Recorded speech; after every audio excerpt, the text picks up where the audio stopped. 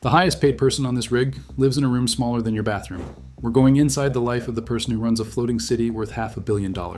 What they earn, where they sleep, what they can and cannot do, and why the job burns people out in under 5 years. Picture a Deepwater semi-submersible in the Gulf of Mexico. The rig is the size of a football field. It floats in water deeper than the Empire State Building is tall. 150 people live aboard. The day rate can hit $500,000.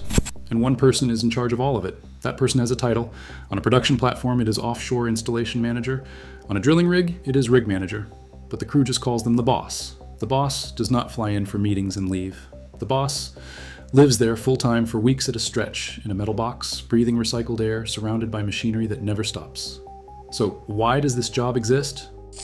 Offshore oil started simple. Shallow water, fixed platforms you could bolt to the seabed, small crews. But by the 1990s, the easy oil was gone. The industry moved into deep water with harsher environments, the North Sea, West Africa, and the Gulf of Mexico, where the seabed drops away to 7,000 feet. Rigs became floating factories. Complexity exploded, and so did risk. Then came disasters. Piper Alpha in 1988, 167 dead. Deepwater Horizon in 2010, 11 dead, and a blowout that ran for 87 days. Regulators around the world asked the same question. Who is in charge when things go wrong? The answer? One person, on site, with a name, and the legal power to stop everything.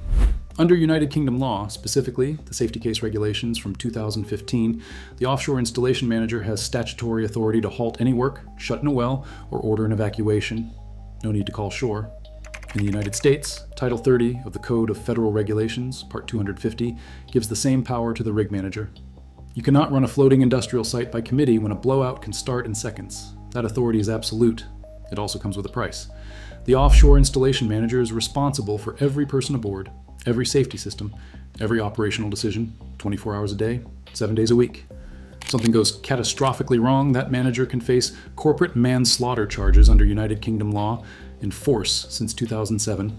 In the United States, after Deepwater Horizon, prosecutors brought criminal charges under environmental and maritime statutes. Rare, yes, but real. And if something goes wrong at 3 a.m, there is no one else to call. So where does this person actually live? The manager's cabin is on the uppermost accommodation deck, close to the helipad and the bridge. It's a single occupancy room, 100 to 150 square feet. Compare that to a standard crew cabin, which runs 60 to 80 square feet and is shared by 2 workers. So yes, it's bigger. It's also still smaller than most American bathrooms. Inside, a bunk, a small desk, a locker, a porthole if you are lucky, a private head with a toilet and a shower, no minibar, no executive lounge, no separate dining room. In fact, one of the most persistent myths about offshore life is that the boss lives in luxury. Wrong.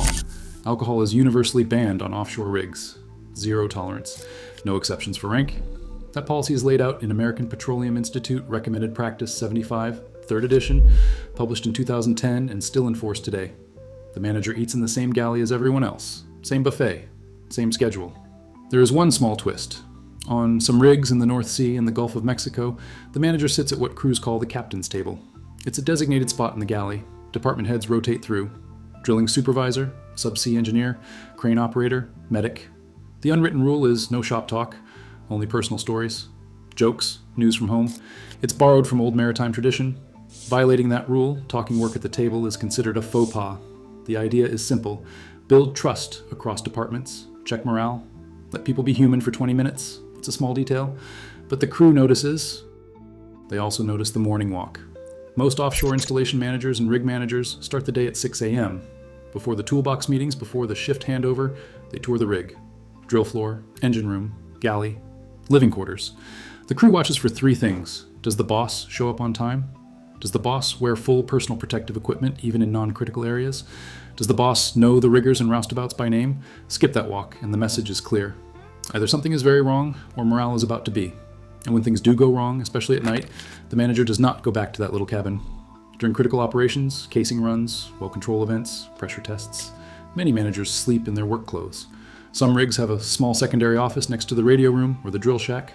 Desk, cot, coffee maker, direct intercom to the drill floor. The manager camps there. The crew calls it the night office. If the manager sleeps through the night, the crew knows nothing critical is happening. The work schedule is relentless, 12 to 14 hours a day, 7 days a week, no weekends, no days off. for 21 or 28 days straight, depending on the region. The North Sea and West Africa typically run 28-day rotations, 28 days on, 28 days off. The Gulf of Mexico and Brazil more commonly use 21 on, 21 off, or 14 on, 14 off schedules. But here's the paradox. The manager holds final statutory authority, and yet the manager is never truly alone in making decisions. Modern rigs are wired with satellite links and fiber optics. Real-time data from every drilling sensor, every weather buoy, and every subsea camera flows simultaneously to the rig and to onshore operation centers. The manager works with 2 computer monitors. One shows live drilling parameters, the other shows a queue of waiting video calls from shore. Corporate safety leads, client representatives, and engineering consultants. One manager said, "I have more meetings offshore than I did in the office. The tension is constant. Shore-side risk committees want consultation before any major decision, change the mud weight, pull out of the hole early, or shut in because of weather. They want time to analyze, to model, and to consult. But offshore, seconds count. A kick, an influx of formation gas or fluid into the wellbore can escalate to a blowout in minutes. Equipment fails, weather windows close, the manager has to act, and every hour of delay costs money. A deepwater drill ship operating in 2024 can run a day rate of $400,000 to $600,000. Do the math. That's $16,000 to $25,000 per hour. A single day of rig cost equals the annual budget of a small town's public works department. Decision friction bleeds cash. So what does the job pay? As of 2023 and 2024, base salaries for offshore installation managers and senior rig managers range from $120,000 to $200,000 per year. But total compensation, including bonuses, per diem, and profit sharing, often lands between $180,000 and $300,000 annually. Contracted senior supervisors can pull in $1,200 a day or more. By any measure, it is excellent money. And yet, the average tenure in the role is 3 to 5 years. Industry surveys from 2022 and 2023, conducted by the Society of Petroleum Engineers and the International Association of Oil and Gas Producers, point to the same culprits: burnout, family strain, regulatory stress, liability fear. High pay does not equal low turnover. Since 2020, operators have expanded mental health support programs and offered retention bonuses because the role churns talent. You can earn $250,000 a year and still decide it is not worth it. Here's why. Imagine the general alarm sounds. 2 short blasts, 1 long. Everyone aboard musters at their designated lifeboat station. Electronic badge readers scan each person as they arrive. Then comes the verbal roll call. The Offshore Installation Manager is personally responsible for accounting for every soul on board. On a typical deepwater semi-submersible with 180 people, that means 180 names. The clock is ticking. You have 10 minutes. If one person is missing, you have a decision. Delay evacuation and send a search team, risking everyone else. Or evacuate and hope they are already in a capsule you missed on the first count. And if the situation is dire enough, fire, explosion, structural failure, loss of buoyancy, the manager must give the order to abandon platform. Call it too early and you waste millions of dollars in downtime and mobilization. Call it too late and people die. There is no algorithm for that call. No committee. Just you, a list, and a radio. The legal reality makes it worse. Personal liability is rare, but it exists. The United Kingdom Corporate Manslaughter and Corporate Homicide Act, passed in 2007, allows prosecutors to charge individuals, not just companies. In the United States, after Deepwater Horizon, the Department of Justice brought charges against rig supervisors under environmental and maritime law.